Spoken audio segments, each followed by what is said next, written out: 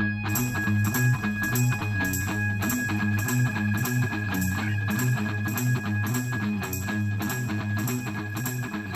evening, ladies and gentlemen. Welcome back to another episode of FitzRupee Cast featuring DoW2 Retribution. Red-Rupee here, calling the shots for you as always, and we are once again back on the dunes of Calderis, looking down upon the superstructure that is Calderis Refinery. And that's right, we've got a big 3-on-3 game here. Before I get started, for those of you who missed it, I did a little bit of streaming this weekend on my Twitch channel. That's twitch.tv/Red-Rupee. Maestro Cretella came out and did a little bit of co-casting with me, so if you want to check that out, I have a few of the videos up over there. I think they're under highlights. I'm not too familiar with the layout of Twitch. I have to work on my channel a bit. But head on over there. You can find a few games that I did over the weekend. And of course, that's in preparation for, in a couple weekends on the 16th, we've got the Throne of Skulls 2-on-2 tournament being run by DJ Rafa. And I believe some prize support from Eye of Horus, something along those lines. But should be some awesome games. We've got some great players lined up for that. And anyways, let's take a look at who's on tonight. On the blue team, starting off, we've got Magic as Imperial Guard Lord Commissar for the blue team. Then we've got Patbadger as the War Boss for the Orcs. And Lucidic rounds it out as an Eldar player playing the Warlock. And as you can see, we've got no Space Marine or Chaos Space Marine here. We've actually got an awkward kind of mirror because it's Imperial Guard, Eldar, and Orcs on both sides. Starting off the red team, we've got Dark Riku, followed up by Floid as the Warp Spider Exarch, and Iconoclast as the Commando Knob. Iconoclast, by the way, I don't think, is this the first of his games I've casted? Perhaps it is, but this guy always sends me top-notch replays. He sent me quite a few, usually 3v3s, and I just don't tend to cast 3v3s as much. But man, this guy always delivers. I don't always cast all my games, but I try to watch all of the replays I get submitted one way or another. And this one, I'm hoping, is going to live up to the rest of the stuff he sent me. Anyways, we've got everyone moving on out. We've got a couple melee heroes, couple range, all melee on the blue side, and then a couple range, one melee on the red side. And really, all three of these heroes kind of switch between ranged and melee, so we'll see how that works out in the end. Meanwhile, we've got some engagements opening up on either side. Lucidic goes for the cap, sacrifices some HP on his Warlock to secure that contested power node. Same thing on the red side for Iconoclast. Got his cap, cloaked his Commando Knob, and then got the heck out of there. However, it's looking a little dicey here because the blue team's double teaming up on Iconoclast, trying to really focus on getting those contested powers in their hands. And there's going to just be a lot of ranged firepower in this game, it looks like. So far we can see Magic went triple Guardsman, Patbadger with a couple Shooter Boys, Lucidic went 2 Guardians, and Floid went with the Banshees. So that's really the only melee squad that's been purchased to come onto the field so far, is that Banshee squad. Banshees, I feel like, as we just see all kinds of fire going back and forth here, turret going up in the back to watch that power. Banshees, here they come onto the field. I feel like always a little bit trickier to use in a 3-on-3 game. Like, I don't know, there's obviously lots of little nuance in the Eldar play and using Banshees that you really need to be on top of to use them effectively. But in a 3-on-3 game, there's so much more ranged firepower and so many more threats to really mess up your Banshees that you don't want to really risk them too much going in unless you can really disrupt the army that's already out there. Anyways, let's take a look at what's happening on the other side. It looks like this turret's about to get overwhelmed by a big pile of red team's forces. Down bottom, it looks like red's doing pretty great as well. Sentinel always a huge pain in the behind for Eldar players. Lucidic's getting himself a Guardian weapons team to come out and support his 2 Guardians. And did he get an additional squad? I thought he started with 3 Guardians. Did he already lose one that quickly? That seems unlikely, but it's possible. There's a lot going on up top, and we missed the first little engagement on that side of the map. But the red team's kind of sweeping it right now.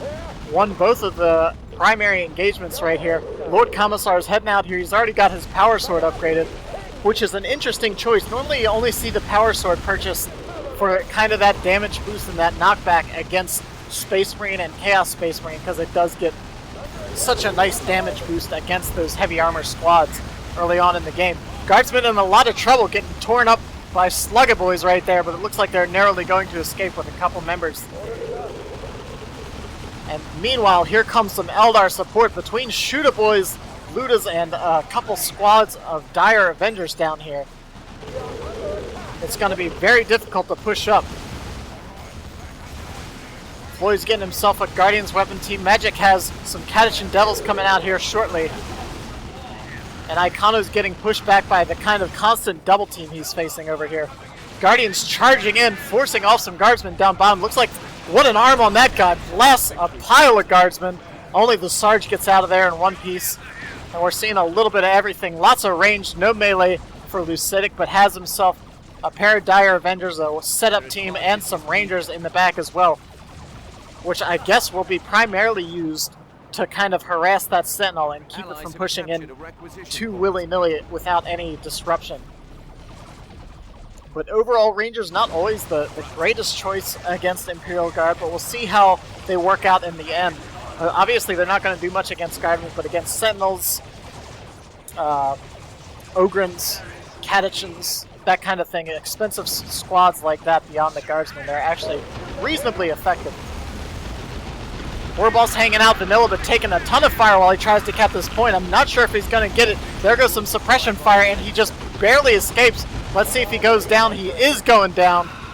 Gets dropped on the way back home. Doesn't quite make it back. I hear another grenade go off on this side of the map. Possibly went down on top of that Sentinel. And what actually has these Dire Avengers cloaked? I'm not sure. Oh, there must be a hollow field down from the Rangers. They do have their Pathfinder gear. Nice use of that. Don't see that used very often, but you can see that got him a nice decap there for free without losing any additional members on that side of the map. And it looks like Icono's been pushed all the way back into his base. He's heading into Tier 2, though. Dark Riku, oh my goodness, I don't know what just happened over here, but there are a lot of dead Guardsmen. Looks like another nice pile of grenades went off there. Immolators on the field, too. Maybe some Immolate combined with grenades. I mean, there's just an Imperial Guard graveyard. That looks like a whole squad just sitting there that got obliterated by some Dire Avenger grenades right there. War Spider's gone down on this side of the map, and there's just stuff happening all over the place. In this early part of the map, or sorry, this early part of the match, not the map, of course we see kind of dueling sides for these kind of opposing power. You see both sides trying to push in on power farms, things like that. There goes another Immolate forcing off Guardsmen. But as the match gets further on, we'll see everything start kind of combining into the center for the central VPs. Banshee's taking tons of fire. They needed to retreat a long time ago. It looks like they were having trouble kind of pathing through this area or something like that. But took a lot of unnecessary damage. Riku's going into Tier 2, gets himself a Chimera, and getting himself a Guardsman infantry squad once again to fill that up and support the vehicle. Of course, Chimera is very useful against just about anything, so long as they can keep their Guardsmen on the field. The Chimera is much more a support vehicle than I feel like, say, a Razorback or something like that. You don't really see it push up too much. You'll see the Guardsmen way up in front, and then that Chimera just constantly reinforcing in the back. All of the blue team, in the meantime, is heading into Tier 3, putting some serious VP pressure on the Reds right now, though, with a triple cap. It's 453 to now 290. And the red team really kind of needs to bring itself together. Dark Riku kind of just ceded a lot of map early on to get himself to Tier 2 nice and quickly. He lost himself a Guardsman squad quick to some nice grenades from Lucidic. Lucidic's been doing a good job of dealing with Imperial Guard as Eldar. I feel like Imperial Guard is normally pretty tough against Eldar, but he's had that Immolate. He's been dropping some great grenades and really keeping Riku off the field so far. So right now, everyone's kind of getting themselves back together. Most of the heroes looking vanilla. Icono, however, with his special shooter equipment and grenades, his stick bombs right there, going to be doing some nice AoE damage to anything that crosses his path. Maybe going to be running around on his own, trying to catch some stuff out of position, and then we just see a Sentinel completely obliterated by big shooters, Guardians, Rangers, a little bit of everything, just all diverging on top of that Sentinel, taking it out in a blink of an eye. Really got to be on top of that. You can see Lord Commissar charging in over here, trying to put some pressure on the Commando Knob. He's also geared up pretty nicely. He's got his Stubbornness, which is of course very effective, and his Carapace armor, which upgrades his Inspire Courage ability. Unlike the Flak Jacket, which gives him Inspire Terror and allows him to execute other units. Nice use right there of the Cloaking Shroud. Once again, seeing that Hollow Field being put to excellent use. Down goes another Immolate on top of those guards, and scares it back inside the Chimera. Could have used that a little better. He dropped both grenades, then tried to get a knockback kinetic shot to trap a squad. He probably should have fired that first, then dropped the grenades. Blue team's reacting pretty heavily over here, deciding to fall back. Right now it seems kind of like the blue team's just been better with their team play. The red team's all kind of playing one-on-one, whereas the blue team's kind of doubling up and going back and forth, and that's a huge part of team play. Obviously, we're seeing Dark Riku, Floid, very powerful, very notable one-on-one players, but in these kind of games, it's all about the team play. If you can support your team, and really, I don't even like to play team games without voice communication. I always see in a lot of these replays, everybody's just typing back and forth to each other, but man, I always want to be on vent, Skype, TeamSpeak, Steam Chat, whatever. Really kind of coordinate your attacks. Two squads of Firedragons opening up on that Chimera. Once again, we've got the Cloak of Shadows now for Lucidic, so instead of using his Ranger's Hollow Field, he went with the Cloaking Shroud on the Warlock. So he's really just going for the stealth shenanigans. That'd be interesting to see if Dark Riku does decide to get himself a squad of Catechins to really deal with that stealth threat. Lucidic bringing a third squad of Firedragons on the field right now. Eldar has all these options in Tier 2 now, and Firedragons I feel like I haven't seen too much. Wraithguard in a lot of trouble, and they go down to the Slugger Boys, now getting the Warboss Global, but I mean, he really didn't need to do that. He had just killed the squad and everything was retreating. Kind of a waste on that Global, but it worked out for him anyways. Maybe just trying to intimidate the Banshees to flee a little early. Whenever you have a melee squad in battle with another melee squad, you see that Warboss use your Choppa's icon go above the opposing squad, you pretty much just hit the retreat button immediately. So maybe it was just like an intimidation attack. I don't know. There's way too much going on for me to be talking about each individual play like that, because oh my goodness, there's just stuff going on either side of the map. Inquisitor using her Inquisitorial Mandate to charge in on these Rangers. I'm not sure if Lucidic sees it. He sees it at the last second, but it looks like that Ranger is going to get away. In the meantime, both players trying to do some sneaky plays. Once again, the Cloak of Shadows going down right there. And all three of these Firedragons just completely cloaked, opening up. Look at that, that's ridiculous. They don't seem to do too much damage on retreat, whittling the Inquisitor down a bit, but not doing too much. Dark Riku and Icono heading into Tier 3. Magic is getting himself some Catechins, has a Manticore on the field, which is now opening fire. Goes down right just shy of a giant pile of orcs. Managed to scare off Icono's forces, however. Catechin bombs getting exploded. You can see with all these spotters, those mines and Catechin and improvised explosives, not terribly effective. Of course, it's not bad to have them in these choke points anyways, because eventually someone's going to have to retreat, and even if they can spot it, they're not going to be able to kill it if they're retreating, so... Still seeing a massive pile. Oh my goodness, there goes a grenade. I thought it was going to connect, but it didn't quite hit. And it's a bit tense for the red team right now. They're down by about 200 BPs. Not looking too great for them. Oh, we're seeing the classic 1-2 punch. There we go. We've got the assail, or sorry, I always mix those two up, assail and crippling volley. But she's got the crossbow bolt pistol for Dark Riku, and of course the Manticore. The crippling volley pins them down. The Manticore drops the rockets right on their immobilized heads. Not very nice at all. And oh no! I just missed a Roks. And oh goodness. Magic looks like he lost... Well, he had just bought Catechins. Those are gone, and one of his guardsman squads are gone. So 2 big kills there from Icono's first very quick Roks. 13 minutes into the game, dropping Roks like nobody's business. And causing a bit of headache early on for the blue team. We're in this kind of mid-game stage right now, but both Icono and it looks Riku actually canceled his tier 3. Did get himself some catechins. And I guess he's going to use that to help him out. I mean, really, with the way Lucidic's been playing with this sneaky stealth stuff, you really want to detect her. Especially when you have a manticore, these Firedragons could come in and obliterate that thing without a second thought. The only disadvantage to the way he's playing right now is kind of forcing him to blob a little more than he'd like. He's trying to target this gen farm and continuously disrupt the economy of the red team. But man, look at that, just the sight of those Guardians after they've landed so many beautiful grenades from Lucidic scared off all of Riku's forces. He knew that if he hung around much longer, that grenade was going to hit him on retreat. Another squad of Wraith Guard moving in after Floid lost his first one to a pile of Slugger boys. 146 to 404. Red team's really got to pull it together right here.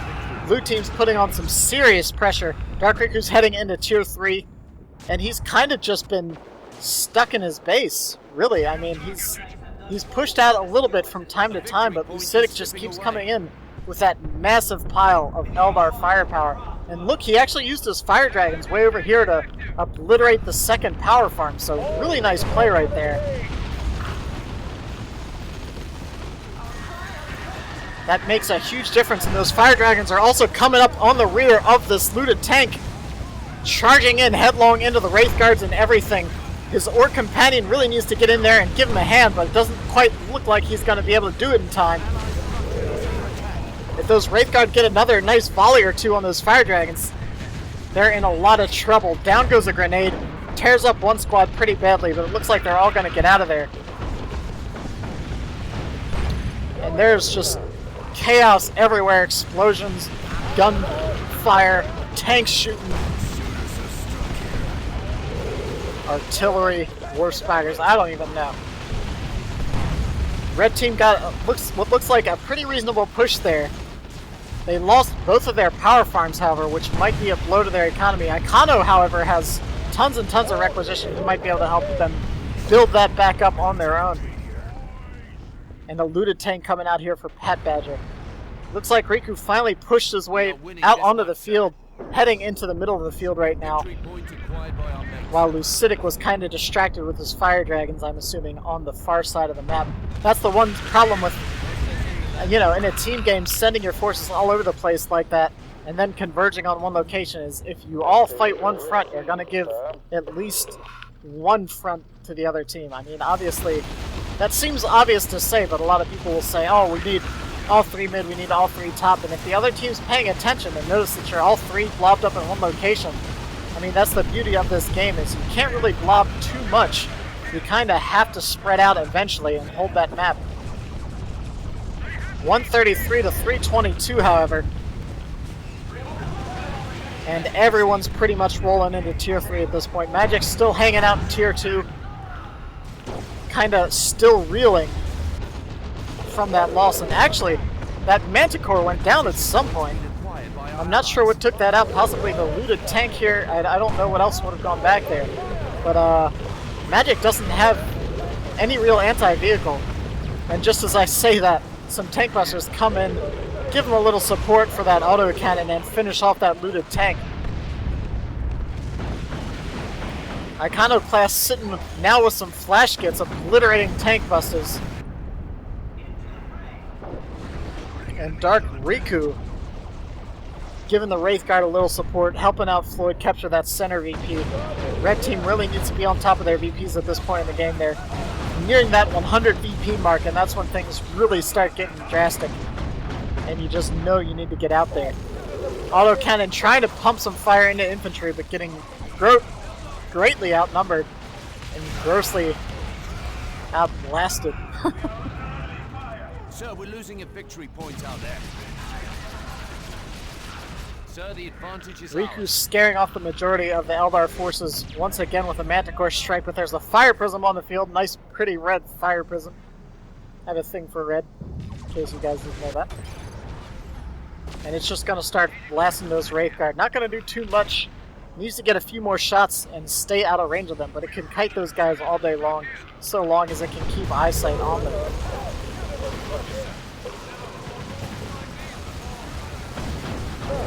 Up top, we've got another big push from Icono. Everybody just seems to be heavy firepower, just going crazy range so far this game. 2 squads of fully upgraded shooter boys, flash skits, Ludas. We've got triple Firedragons on the field. Like I said, we're still pretty much only 1 melee squad on the field. Those Banshees still out here.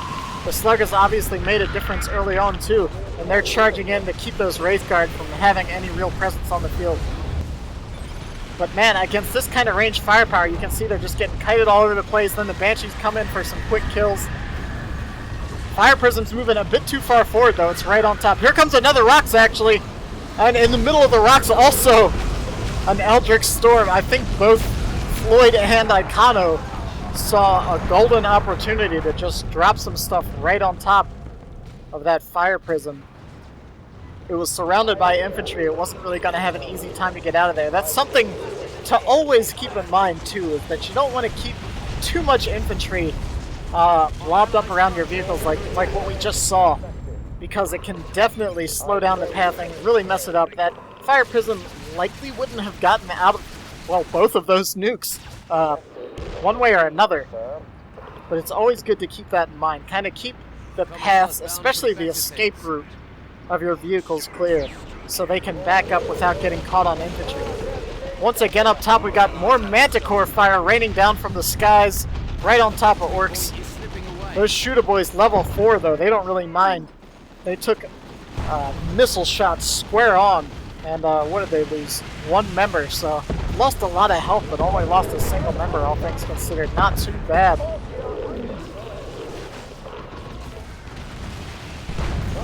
And after both Floid and Icono drop that nuke, Red Team's still starting to bleed some more VPs.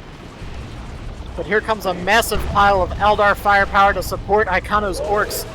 Riku's kind of just hanging onto his VP down bottom. And oh man, I bet you Red Team's regretting using both of those nukes right now, because look at this choke point just full of stuff. Oh, Roks right there. Oh, I want that so bad, but it's not going to happen.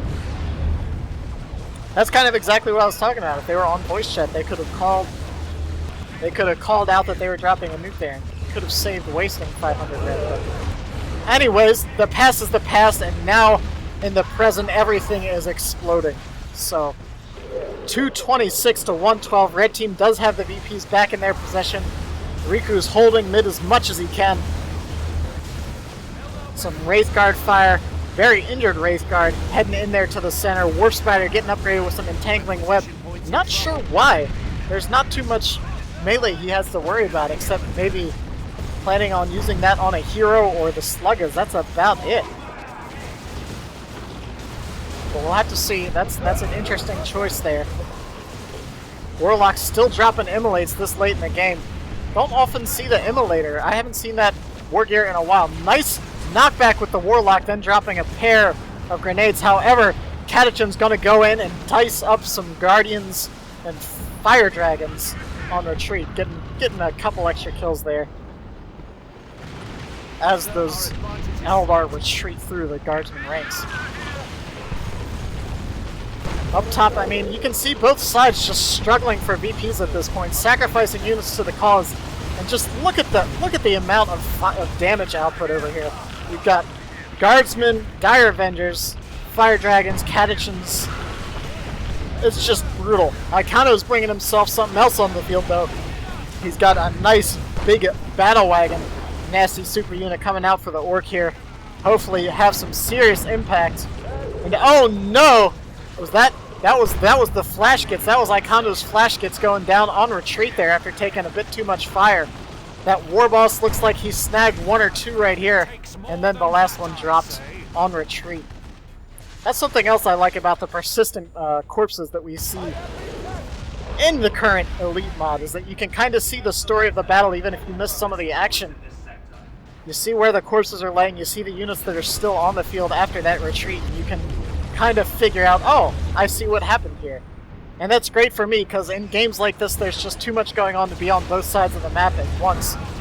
And in a match like this, there's always at least 2 engagements happening. Man, I've really been enjoying seeing this kind of ultra-aggressive Eldar style. Nice grenades going off there. If Lucidic could maybe be a bit more reserved and stop himself from retreating quite as much, that Eldar force would be something to be reckoned with. Commando has to fall back after getting knocked back by those Catachan Devils, which were sneaking around in front of that heavy weapons squad. Horse Spider goes in, drops the phase shift, but it's allowing the red team to get in position to drop some Wraith Guard shots. These Wraith Guard won't fire when they're moving, so when you have a phase shift like that, it's nice to keep them walking around, and then as soon as it wears off, you can line them up and line up the shot. But it still worked out pretty well. Banshees came in and swept up, did a little mop-up work after that phase shift wore off. Battle Wagons on the field. It's kind of just hanging out, though. I'm not sure. Oh, there it goes. Was firing a big shot to obliterate that work gate. It was waiting for something to pop out. And as soon as it did, Lucidic noticed the issue and got the heck out of there. Manticore coming down. And oh my goodness. Battle Wagons hanging out. Activates its Death Roller and is stuck, maybe. I'm not sure. I thought that was going to be a lot more impressive, but Firedragons, autocannon, and just everything opening up on that Battle Wagon, and down it goes. Oh man, that is unfortunate. Icono's not having too good of luck so far this game, outside of his rock drops, which have been pretty darn effective. You got to give him that. When you're dropping asteroids from the sky, I guess that gives you a little bit of an upper hand. Here comes some Banshees charging out here. There's no melee to counter this. Dire Avengers trying to get out of there. One squad looks like it went down right there. Yeah, Lucidic lost one of his Dire Avengers. Those Banshees kind of uncontested right now as far as melee power goes, so as long as they can stay out of the field of focus fire, they're managing to do some serious hurt. 116 to 96 though. The red team's kind of bringing it back, but they still need to hold on a bit longer and get some more map presence after Icono lost that big tier 3 super unit, and recently also a squad of flash gits. His forces aren't looking too powerful right now, but both sides has kind of been taking heavy casualties. There's an avatar on the field for Lucidic right now, forcing the red team off, and if nothing else, that's going to be some solid control for the center point here. Riku has himself a Lemon Russ on the field. There goes another blast from the Avatar. Guardsmen actually pulled back and then turned around and walked right back into it, but they're reinforcing off the Chimera.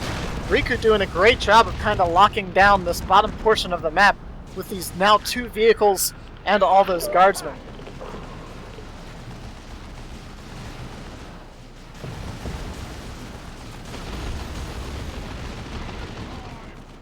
Beamy Defgun Loot is watching the center, keeping a vigilant watch for any vehicles that might pop out. And I think they just did get that shot. That was either them or the flash gits. Right there on that orc truck. Lemon Rust Tank in a bit of trouble, but another nice drop from the Manticore, and the Inquisitor does a beautiful job. Oh no, there goes another squad. That was the last Guardian squad for Lucidic. All 3 of his Firedragons get out of there, though. That's the 3rd Roks, I think, from Iconoclast.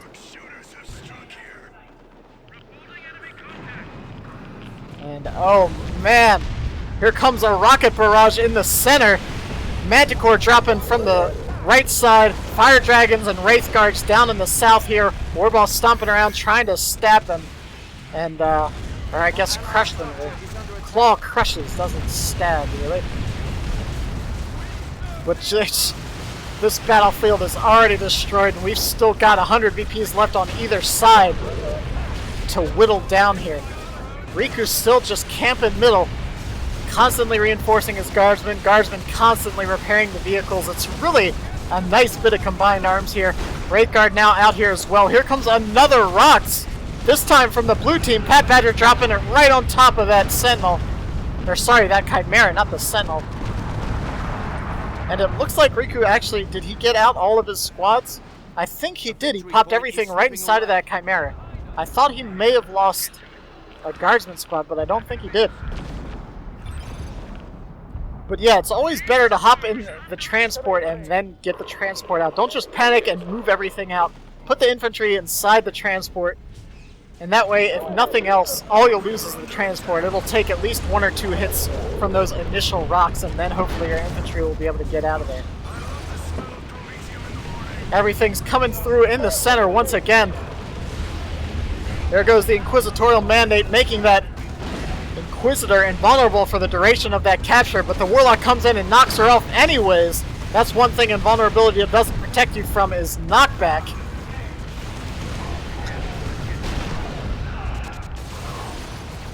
Another Wailing Doom going off. Blue team's moving in, preventing the red team from getting any good grasp on the VPs. Looks like the Warlock's actually going to be able to take this VP under fire. Rockets getting dropped way back here. Looks like the Chimera, the Layman Russ, and the Manticore all still up. Riku's doing an excellent job down bottom. Both avatars on the field now kind of walking right by each other. Blue team's is looking a bit worse for the wear for the time being, but trying to stick around and get a couple more nice AoE blasts off. There goes a good one, taking out guardsmen all over the place. But it's going to have to fall back for the time being. 2 cap for the red team, 61-94, and it's still anyone's game. Both sides have a reasonable amount of forces. Floid is actually looking the weakest right now with just a couple squads in his avatar, but the red team has the map right now, and so long as that avatar can stay on the field, it'll really be a nullifying force for the blue team, as pretty much all of their forces are infantry. There's a couple manticores on the field, but other than the avatar, there's nothing that can go out there and really deal with that avatar. Down goes the Commissar for magic, as there's just constant artillery barrages there. 3 manticores on the field right now, so there's just manticore strikes happening all over the place. I can't keep track of them all. Lucidic once again coming down over here. Inquisitor pins down some squads and then drops the Pergatus. But here comes the Seer Council, already pretty beat up and taking lots of fire. Inquisitor in the meantime invulnerable once again. I can't stand invulnerability on heroes. I hate it, but I can't deny its usefulness. It's very effective. I mean, you just saw how that Inquisitor just completely denied Lucidic from taking anything. 26-94.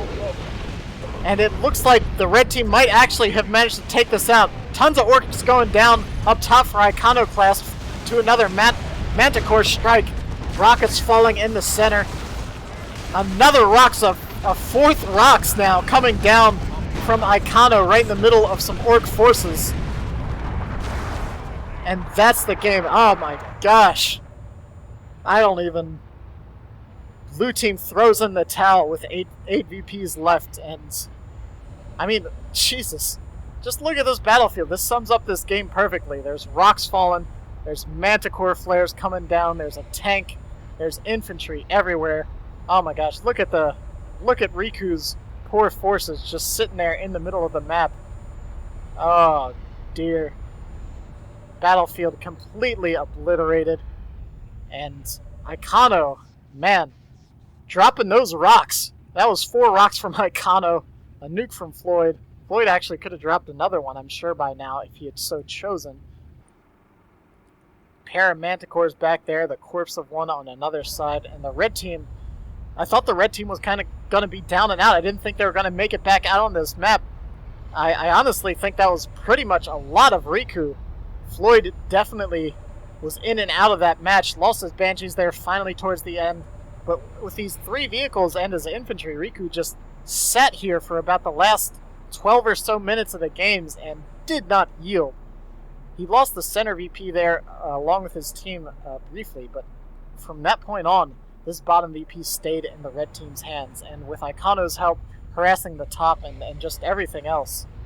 Oh man, I love this shot right here. This is beautiful. I want to just turn off everything and just enjoy the smoke and the debris and the carnage of asteroids falling from the sky. Anyways, I know the game's over. I'll stop rambling. This is Red-Rupee. Feel free to stop by my Twitch channel, check out a couple live stream games that'll be coming soon with a tournament in a couple weeks. Feel free to like, subscribe, comment on the video, comment on the player, strategy, commentary, whatever you like. I always appreciate it. This is Red-Rupee. I'll catch you guys next time.